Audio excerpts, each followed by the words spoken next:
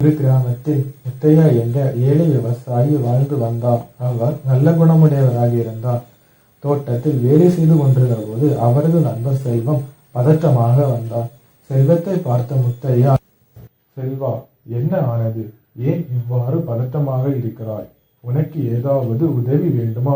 இல்லை, எனக்கு உதவி ஒன்றும் வேண்டாம் என்று கூறி சிறிது நேரம் அமைதியாக இருந்தார். செல்வா தயங்கி தயங்கி, எனக்கு ஒரு 1000 ரூபாய் அவசரமாக தேவைப்படுகிறது.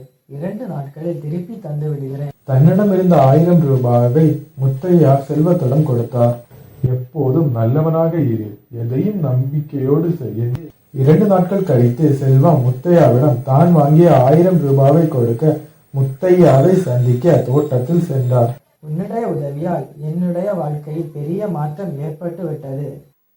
அவ்வாறு தனது நன்றியை பரிமாறிக்கொண்டு வீட்டுக்கு திரும்பினார். இந்த கதையின் மூலம் நாம் மற்றவர்களுக்கு உதவ வேண்டும் என்பதையும் நம்முடைய நம்பிக்கையை இழக்காமல் எதையும் செய்ய வேண்டும் என்பதையும் உணர்ந்து கொள்ள முடியும்.